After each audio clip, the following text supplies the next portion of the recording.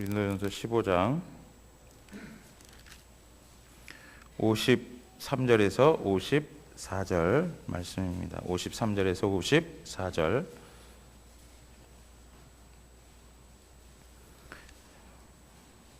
우리 함께 읽도록 하겠습니다. 이 썩을 것이 반드시 썩지 아니할 것을 입겠고 이 죽을 것이 죽지 아니함을 입으리로다. 이 썩을 것이 썩지 아니함을 입고 이 죽을 것이 죽지 아니함을 입을 때에는 사망을 삼키고 이기리라고 기록된 말씀이 이루어지리라. 아멘. 네, 우리 하이델베르그 요리문답 1문 돌아가서 다시 한번 보겠습니다. 살아서나 죽어서나 당신의 유일한 위로는 무엇입니까? 라고 했습니다. 답을 하겠습니다. 살아서나 죽어서나 나는 나의 것이 아니요 몸도 영혼도 나의 신실한 구주 예수 그리스도의 것입니다. 아멘.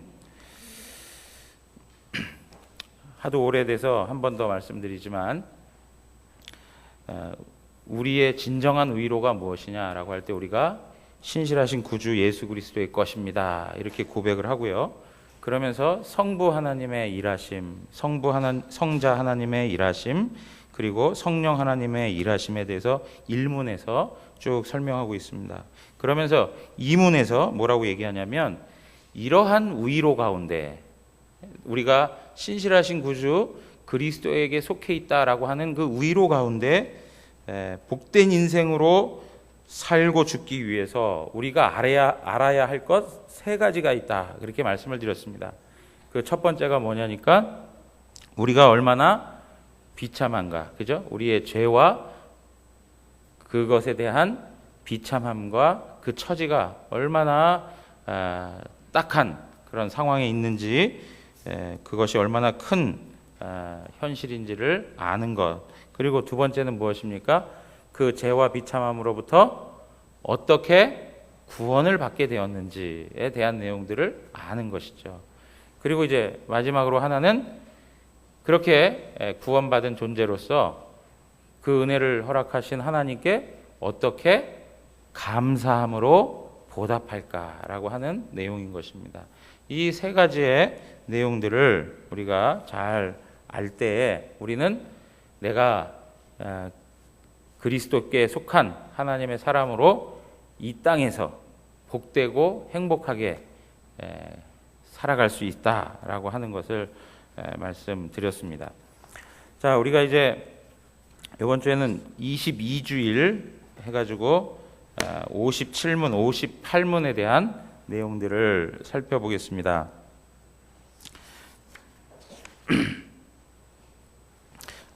21주일에서는 다시 한번 언급을 해드리면 거룩한 보편적인 교회에 대해서, 거룩한 보편적인 공교회라고 하는 것에 대해서 이렇게 살펴봤습니다.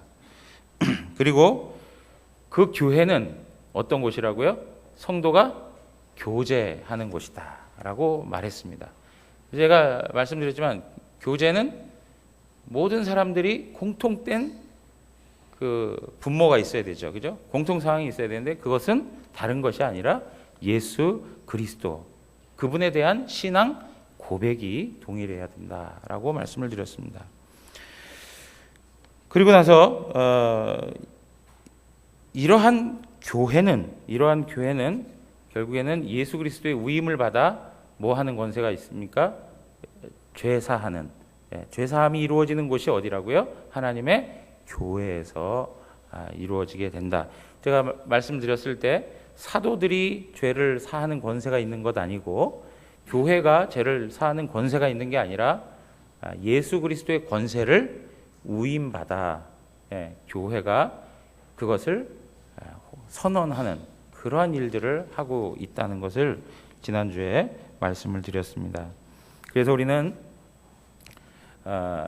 죄사함을 받은 자로서 하나님의 그 풍성한 은혜를 담고 살아가고 있다는 것이죠. 그 은혜를 담고 살아간다는 것이 가지는 책임 또한 크다는 것을 말씀을 드렸습니다. 그래서 그리스도인이 가지고 있는 이 부유함, 그리고 거기에 따르는 책임, 이것이 균형 있게 우리의 삶에서 나타나야 된다라고 말씀을 드린 바가 있습니다. 자, 그러면 오늘 57문에 가서 보시면 육신의 부활은 당신에게 어떠한 위로를 줍니까? 라고 하는 내용이 있습니다. 그리고 58문에 가서 보시면 영원한 생명은 당신에게 어떠한 위로를 줍니까? 그래서 육신의 부활과 영원한 생명이 우리에게 어떠한 위로를 주는가라고 하는 그런 내용들을 우리가 다루게 될 것입니다. 자, 한번 읽도록 하겠습니다. 57문에 육신의 부활은 당신에게 어떠한 위로를 줍니까? 답을 하겠습니다. 이 생명이 끝나는 즉시 나의 영혼은 머리 되신 그리스도에게 올려질 것입니다. 또한 나의 이 육신도 그리스도의 능력으로 일으킴을 받아 나의 영혼과 다시 결합되어 그리스도의 영광스러운 몸과 같이 될 것입니다. 여기에 답은 두 가지로 설명되어 있습니다. 하나는 영혼에 대한 것, 그러죠? 나의 영혼은 어디로 가게 된다고요? 머리 되신 그리스도에게 올려질 것이요. 그리고 또 하나는 나의 몸에 대해서, 그죠? 나의 몸에 대해서, 육신에 대해서, 영과 육에 대해서 지금 설명하고 있는 것입니다. 나의 육신도 그리스도의 능력으로 일으킴을 받아 나의 영혼과 다시 결합되어 그리스도의 영광스러운 몸과 같이 될 것입니다. 이렇게 고백하고 있는 것이죠. 자, 여러분 보십시오. 죽음을 생각하면 두려운 생각이 듭니까? 안 듭니까? 목사님, 우리가 무슨 사춘기를 경험하는 아이들입니까? 아니면 뭐 지금 초등학생입니까? 죽음이 무슨 두려울 리가 있습니까? 지금쯤 살아가고 있다면 죽음 같은 건 두렵지 않을 겁니다. 뭐 이런 이야기를 하실 수도 있습니다. 그러나 대다수의 사람들은 그 속사정을 살펴보면 확실히 두려워하고 있습니다. 불안해하고 있고 두려워하고 있습니다. 그럼에도 불구하고 그렇지 않은 양 살아갈 때가 있는 것이죠. 왜 이렇게 두려울까? 왜냐하니까 우리가 경험해보지 않은 것이기 때문에, 그죠? 한 번도 경험담을 들어본 바가 없어요. 누가 이렇게 죽어봤더니 이렇더라. 물론 이제 뭐 신앙 간증을 하는 분들이 내가 이렇게 뭐 잠깐 죽었는데 뭐 천국에 올라갔다더라. 사실 그건 죽은 게 아니죠. 그런데 하여튼 죽었다라고 하는 것에 대한 경험담, 그리고 그 뒤에 벌어지는 어떤 일들에 대한 확실한 어떤 그 사실들을 우리가 모르기 때문에 두려워할 수밖에 없는 것이죠. 그런데 우리가 분명히 기억해야 할 것이 무엇이냐면 42문 가서 한번 보세요. 42문.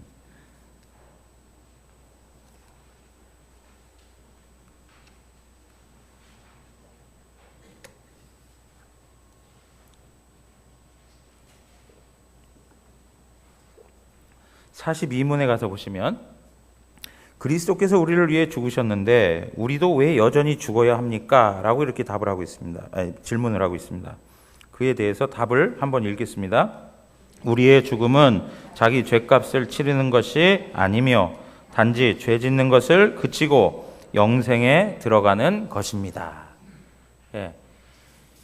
죽음에 대하여서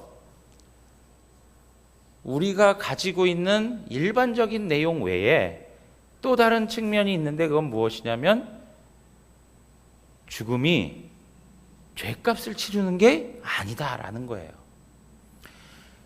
죄의 싹은 사망이다. 그러므로 하나님께서는 죄값을 반드시 치르게 하신다. 그래서 죄를 진 인간은 반드시 죽음에 처한다. 맞는 말이죠. 그러나 성도들에게 있어서는 죽음은 죄값을 치르는 것이 아니죠. 왜 그렇습니까? 그 죄값은 누가 치르셨습니까? 예수 그리스도가 죄값을 치르셨기 때문에 성도에게 있어서는 죄값을 치르는 측면의 개념이 아니라 오히려 죄를 스탑하는 거예요. 죄를 멈추는 거예요. 여러분, 우리의 삶에 우리를 고달프게 하고 우리를 힘들게 하고 우리를 고통스럽게 하는 것은 죄입니다. 죄. 다른 사람 때문이 아니라 다른 사람 안에 있는 그 죄, 그리고 그것을 넉넉히 받아들이지 못하고 내 마음 가운데서 분노하는 그 죄, 우리 현실 가운데 벌어지는 수많은 일들은 그 핵심에 무엇이 있습니까? 죄가 있습니다. 죄.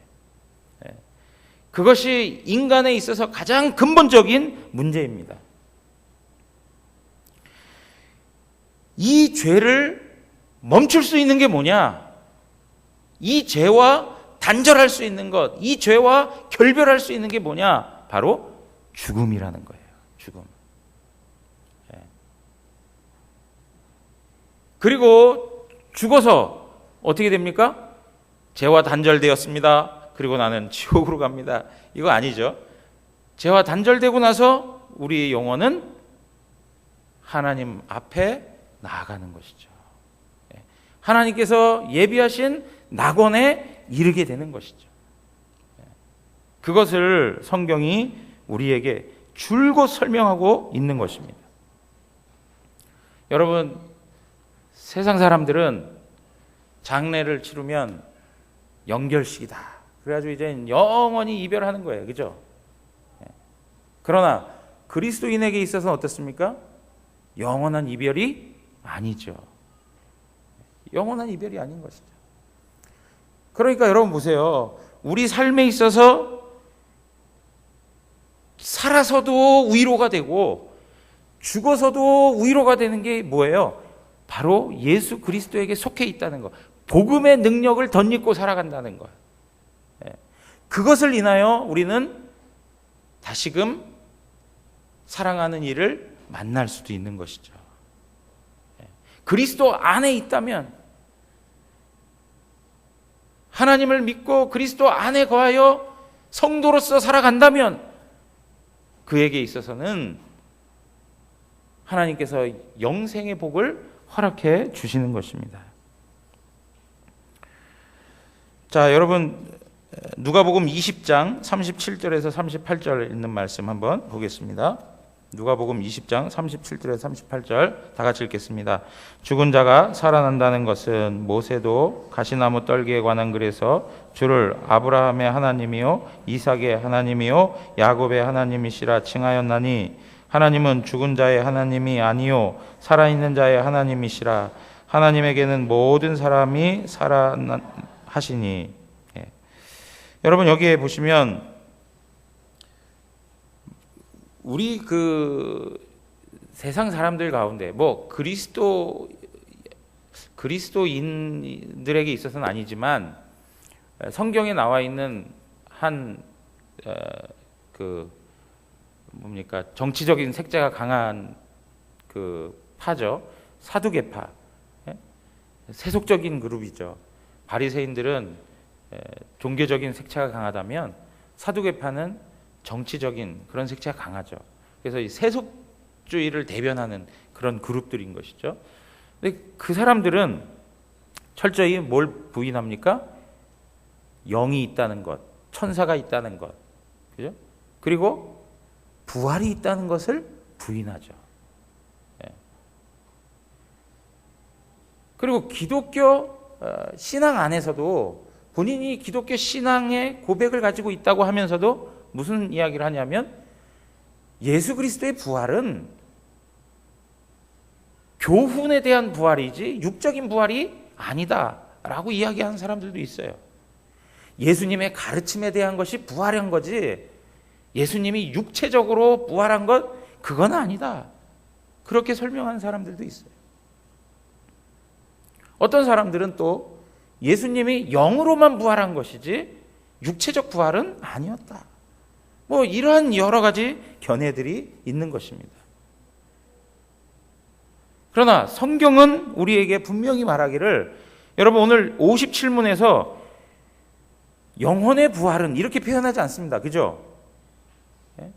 우리의 부활은 이렇게 표현하지 않아요. 좀 더 좁혀서 꼭 집어서 뭘 이야기하고 있습니까? 육신의 부활은 이렇게 표현하고 있어요. 육신의 부활은.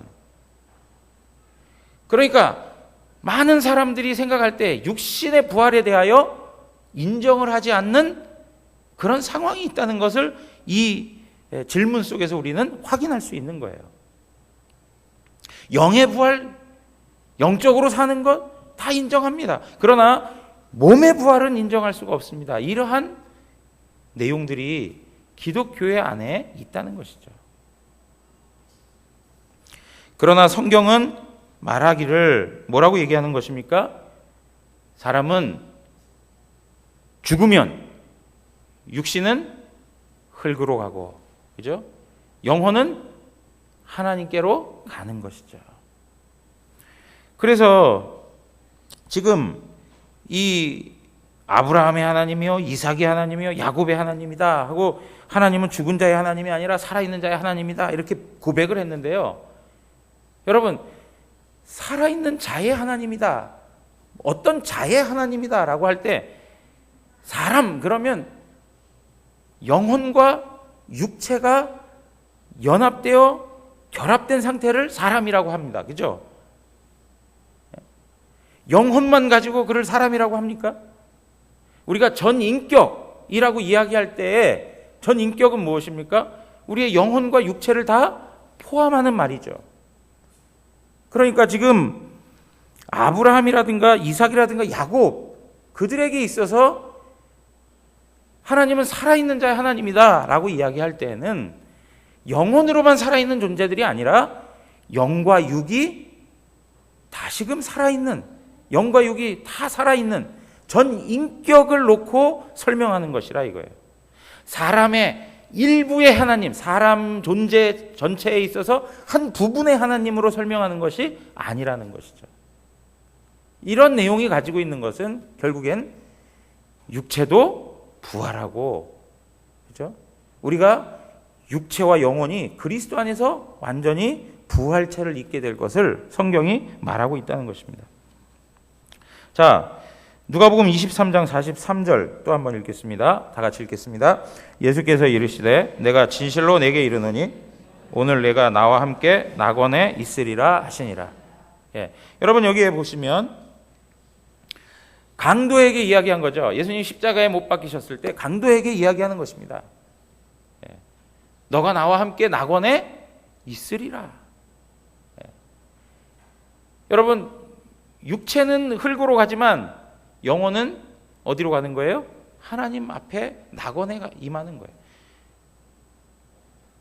우리는 그걸 이제 이렇게 구분을 좀 하죠. 무슨 구분이냐면 지금 시대에 우리가 죽으면 육체는 흙으로 가고 영혼은 하나님께로 간단 말이에요. 그래서 낙원에서 복락을 누리게 되는데요.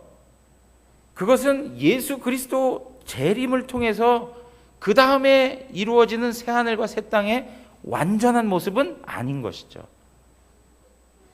그래서 이걸 우리는 뭐라고 얘기하냐면 중간 상태라고 하는 이야기들을 씁니다. 중간 상태. 그러니까 예수 그리스도께서 재림하셔서 완전한 하나님의 나라를 이루어 영혼과 육체가 다시금 한 인격체로 연합하여 하나님과 더불어 영원한 영생의 삶을 살아가기 전까지 육체는 죽고 우리의 영혼은 어떻게 되는가라고 할 때 우리의 영혼은 어떻게 해요? 하나님 앞에 나아가서 낙원에 이르러 거기에서 하나님이 주시는 복을 누리게 된다는 것이죠. 그러나 그것은 영혼으로만 누리는 것이지 육체까지 함께 누리고 있는 것은 아니라는 것입니다.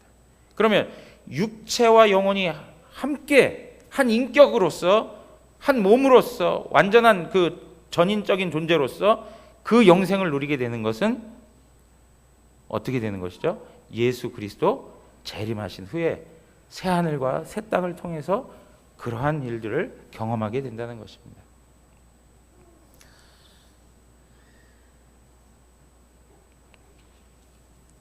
빌립보서 1장 21절에서 21절, 23절을 읽어보겠습니다. 다 같이 한번 읽겠습니다. 이는 내게 사는 것이 그리스도니 죽는 것도 유익함이라.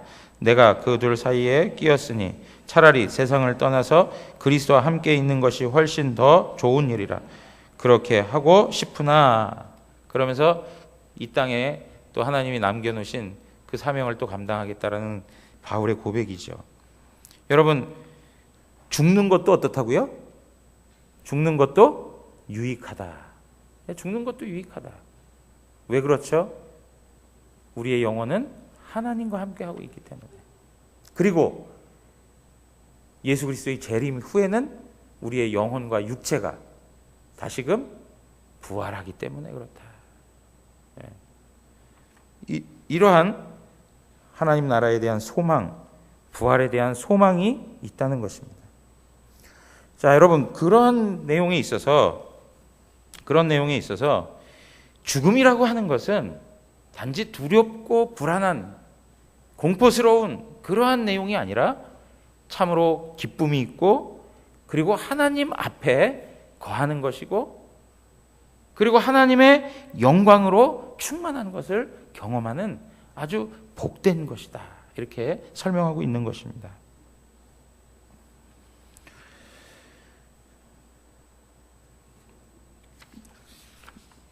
고린도전서 15장 20절만 읽겠습니다. 우리가 53절하고 54절을 읽었으니까 고린도전서 15장 20절 다 같이 읽겠습니다. 그러나 이제 그리스도께서 죽은 자 가운데에서 다시 살아나 잠자는 자들의 첫 열매가 되셨도다. 그리스도께서 죽은 자들 가운데 다시 살아나사 잠자는 자들의 첫 열매가 되셨다. 여러분, 이게 무엇입니까? 육체의 부활이 있음을 설명해 주고 있는 것입니다. 육체의 부활이 있다. 빌립보서 3장 21절 또 함께 읽도록 하겠습니다. 다 같이 읽습니다. 그는 만물을 자기에게 복종하게 하실 수 있는 자의 역사로 우리의 낮은 몸을 자기 영광의 몸의 형체와 같이 변하게 하시리라. 자신의 몸과 같이 우리도 어떻게 해요? 변하게 하시겠다. 우리의 육체도 변하게 하시겠다. 하나님께서 우리에게 지금과 같은 동일한 육체로 옷 입혀주시고 영광스러운 그 부활체로 변화시켜 주시는 것을 경험하게 된다는 것이죠. 성경은 이러한 내용들을 우리에게 꾸준히 설명해주고 있는 것입니다. 그 웨스트민스터 소요리 문답 37문에 가서 보시면 성도가 죽을 때 어떤 유익이 있느냐라고 하는 내용을 다룰 때 성도에게 있어서 영혼은 거룩이 완성된다, 그렇게 표현하고 있어요. 거룩함이 완성된다. 우리가 좀 전에도 읽었지만 죽음을 맞이하게 되면 우리와 함께 있었던 죄와 결별될 수 있다. 그래서 거룩함이 완성된다, 이렇게 이야기하고 있습니다. 뿐만 아니라 즉시 하나님의 영광에 들어가게 된다, 그렇게 표현하고 있습니다. 완전한 새하늘과 새 땅, 하나님의 나라가 아니지만 그럼에도 불구하고 우리는 이 육체의 장막을 벗고 하나님 앞에 가게 되면 어떻게 해요? 하나님의 충만한 영광에 들어가게 된다, 그렇게 말씀하고 있는 것입니다. 그러면 우리의 몸은 어떠한가라고 이야기할 때 우리의 몸은 티끌로, 흙으로 돌아가지만 분명히 기억해야 될 것이 있습니다. 무엇이냐면 그리스도와 연합되어 있다라고 이야기하고 있습니다. 그러니까 우리의 육체는 흙으로 가서 티끌로 존재하지만 그 육체는 그리스도와 여전히 연합되어 있다, 그렇게 얘기합니다. 그러면서 이 소요리 문답에서는 그 육신은 부활 때까지 무덤에서 안식을 하고 있는 것이다, 이렇게 표현하고 있습니다. 안식을 하고 있는 것이다. 사랑하는 성도 여러분, 우리 안에 부활에 대한 확실한 그 고백을 가지고 하나님 앞에 나아가기를 원합니다. 그래서 우리 영혼은 머리 대신 그리스도에게 올려질 것이고 우리의 육신은 그리스도의 능력으로 일으킴을 받아. 우리를 살리시는 분이 누구세요? 그리스도의 능력으로 성령 안에서 우리가 살아나서 나의 영혼과 다시 결합이 되어 그리스도의 영광스러운 몸과 같이 될 것이다. 그렇게 말씀하고 있는 것이죠.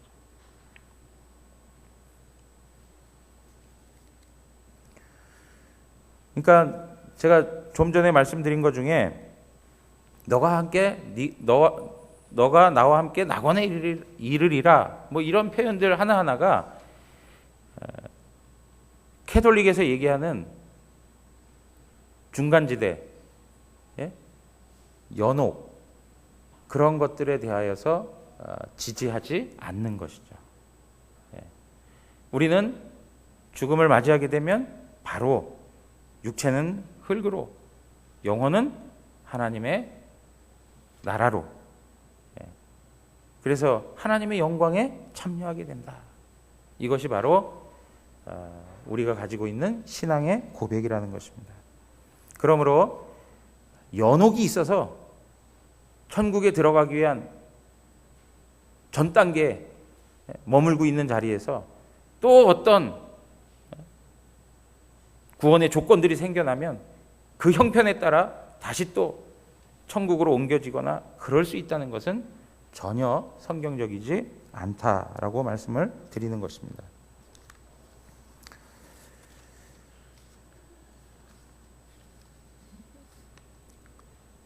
그리고 오늘 58문의 이제 내용으로 가서 보시면 58문의 내용 가서 보시면 영원한 생명, 한마디로 얘기하면 영생은 당신에게 어떠한 위로를 줍니까? 이렇게 표현하고 있습니다. 영생은 당신에게 어떠한 위로를 줍니까?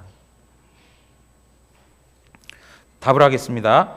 내가 이미 지금 영원한 즐거움을 마음으로 누리기 시작한 것처럼 이 생명이 끝나면 눈으로 보지 못하고 귀로도 듣지 못하고 사람의 마음으로도 생각지 못한 완전한 복락을 얻어 하나님을 영원히 찬양할 것입니다.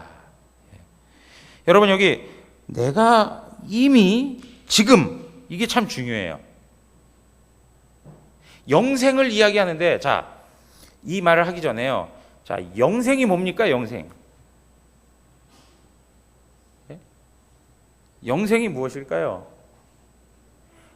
영생이 무엇입니까? 그러면 영원히 사는 거예요. 이렇게 하는 게 보편적인 이야기죠. 그죠? 그러나 말씀드리지만 지옥에서도 영원히 살 수 있습니다. 영생이 뭐냐 하는 것을 성경적으로 가장 잘 설명해 준 성경 구절은 요한복음 17장 3절입니다. 우리 한번 찾아보겠습니다. 요한복음 17장 3절 다 같이 읽겠습니다. 영생은 곧 유일하신 참 하나님과 그가 보내신 자 예수 그리스도를 아는 것입니다. 예. 그러니까 영생이 뭐냐? 영생은 유일하신 참 하나님과 그가 보내신 예수 그리스도를 아는 것이다. 그렇게 이야기합니다. 예. 그런데 오늘 하이델베르그 요리문답은 이 구절을 기본으로 하여서 거기에 따르는 성경의 전체적인 또 다른 내용들을 같이 다 설명하고 있는 것을 볼 수 있습니다. 그러면서 뭐라고 얘기하느냐? 내가 이미 지금 영원한 즐거움을 마음으로 누리기 시작한 것처럼 그래요. 그러니까 영생이 언제부터 시작하는 거라고요? 예수 그리스도를 아는 때부터 시작되는 것이죠. 그죠? 그 영생이 우리가 죽은 후에 이루어지는 것이 아니라 영생은 현재를 살아가고 있는 오늘날에도 영생을 경험하고 사는 거라는 거예요. 영생을 맛보며 산다. 그런 찬양도 있지 않습니까? 예수 그리스도 안에서 하나님을 알고 그분과 교제하며 그분이 어떠한 분인가를 알고 살아가는 것, 그것이 바로 영생이다. 근데 그 영생은 내세에 이루어지는 것이 아니라 바로 지금 이 자리에서도 그것이 있다라고 말씀하고 있는 것입니다. 그것이 시작되었고 그 다음에 어떻게 합니까? 이 생명이 끝나면 눈으로 보지 못하고 귀로도 듣지 못하고, 우리 소위 그런 이야기 많이 하죠. 듣도 보도 못한, 눈으로 보지도 못하고 귀로도 듣지 못하고 사람의 마음으로도 생각하지 못했던 그러한 완전한 복락이다, 그렇게 이야기하고 있습니다. 여러분, 얼마나 영광스러운 복락이면 이 요리문답에서 이러한 내용을 눈으로 본 적도 없고 귀로 들은 바도 없고 마음으로도 생각할 수도 없었던 그러한 복락, 이렇게 설명하는 것이죠. 여러분, 너무 크니까 그냥 그 표현이 딱 합당한 거예요. 뭐 세상에 어떤 것으로 표현해봐야 세상적인 유한함이 하나님의 무한함을 담아낼 수가 없고 설명할 수가 없어요.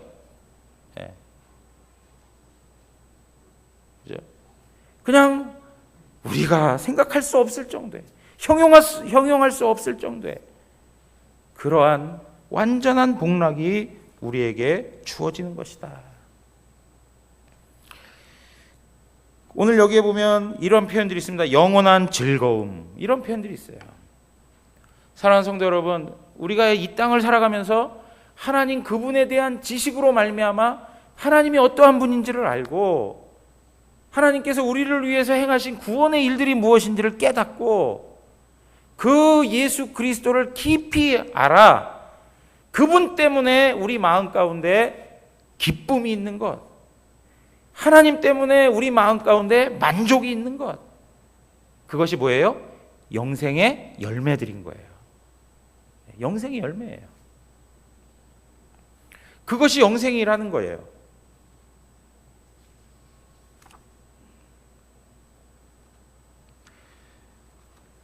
로마서 14장 17절 가서 한번 보십시오.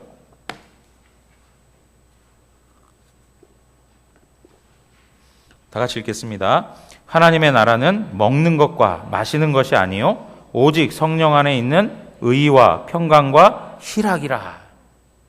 하나님 나라는 뭐라고요? 먹고 마시는 것 아니다. 이 세상이 육체적인 것 아니다. 물리적인 것 아니다. 하나님의 나라는 지금 어떻게 해요? 성령 안에서 의와 평강과 희락이다 라고 이야기하는 것이죠. 마음 가운데 희락이 있다, 기쁨이 있다. 여러분, 하나님 나라의 백성들 가운데 하나님 나라의 요소를 설명할 때마다 기쁨이라고 하는 요소를 얼마나 성경이 자주 언급하는지 몰라요. 그러니까 내가 하나님의 백성이고 하나님 자녀고 하나님 나라의 시민으로 살아간다라고 할 때 성도가 가지고 있는, 하나님 나라의 백성이 가지고 있는 특징 중에 하나가 무엇이냐면 기쁨이에요. 기쁨.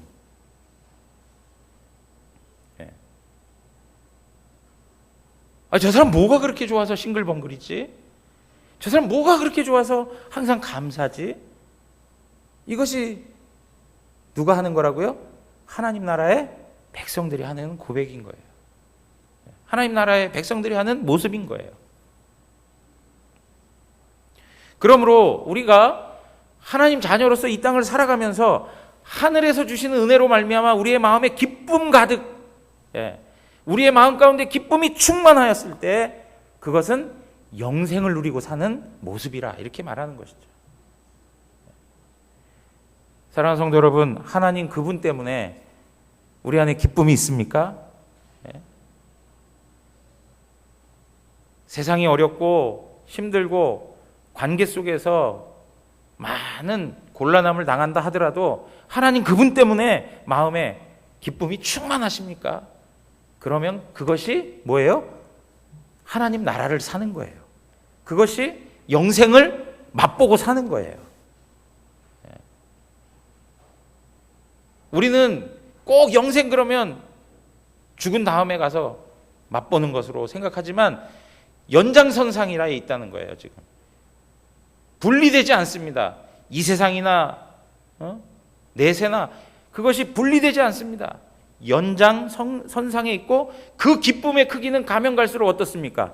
더 커지고 완전해지죠. 이 땅에서 맛봤던 것이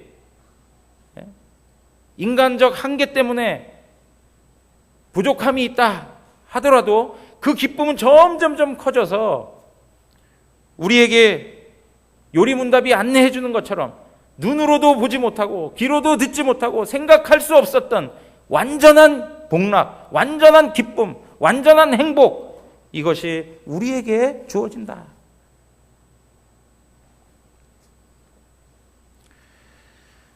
자, 요한복음 17장 24절 가서 한번 보겠습니다. 요한복음 17장 24절 다 같이 읽겠습니다. 아버지여, 내게 주신 자도 나 있는 곳에 나와 함께 있어 아버지께서 창세 전부터 나를 사랑하심으로 내게 주신 나의 영광을 그들로 보게 하시기를 원하옵나이다.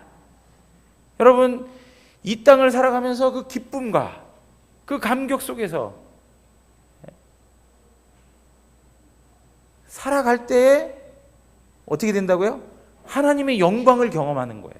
하나님의 영광.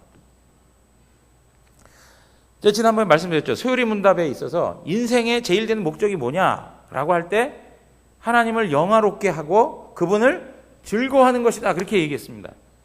그러니까 하나님을 영화롭게 하는 게 어떤 방식으로 설명되는 거냐? 그분에 대하여서 즐거워하는 거예요. 그분 때문에 내 안에 기쁨이 가득한 거예요.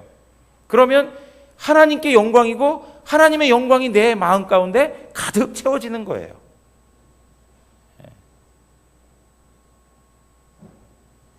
그 하나님의 영광스러움 때문에 오늘도 어떤 목사님께서 성경 구절을 이렇게 읽다가 너무 마음이 그냥 영광스러운 마음으로 가득 채워져서 이 구절을 좀 나눈다고 보내셨더라고요. 하나님께서 의인에게 기쁨을 뿌리시는 거예요. 이걸 한번 찾아보실래요? 97편입니다. 시편 97편.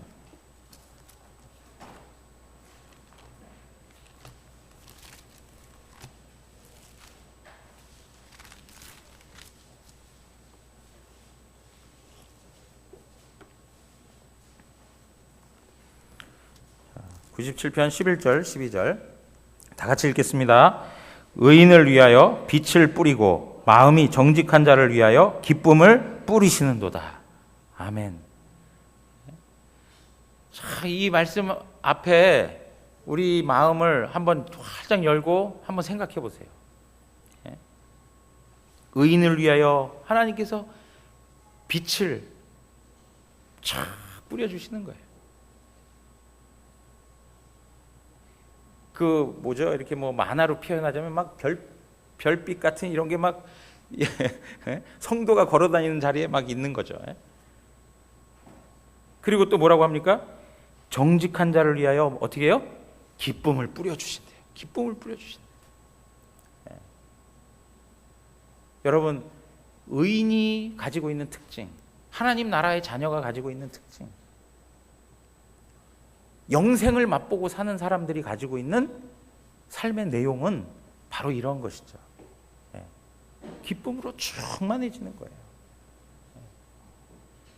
그러니까 살면서 자꾸 얼굴 주름이 더 그냥 막 인상 써지는 걸로 막 더 막 찌그러지는 걸로 되면 되겠습니까? 안 되겠습니까? 예수님 때문에 잡히려고 했던 주름도 자꾸 펴지고. 저는 예전에 자라면서요, 저희 아버님 이 눈가에 이렇게 주름이 잡힌 걸 보고, 야, 참 좋다, 나도 저렇게 잡힐 수 있을까? 응? 왜냐면 그때는 눈두덩이에 이렇게 지방이 많았는지. 근데 여러분 보세요, 우리의 삶에, 인상에 그게 다 배어 있어요. 그죠? 배어 있어요. 늘 웃으면 얼굴 모양새가 아름답게 만들어져 가잖아요. 영생을 경험하고 사는 사람들인데 하늘을 품고 하늘의 은혜를 누리고 그 완전한 복락의 그 맛을 보면서 살아가는 성도들인데, 다른 무엇으로 우리를 채우지 않아도 하나님의 은혜와 사랑으로 그 천국의 것으로 하나님께서 계속 우리를 붙들고 공급해 주시는데, 그 하나님이 주시는 그 놀라운 은사와 은혜들을 세상적인 것 때문에 놓치고 살 수야 있겠습니까?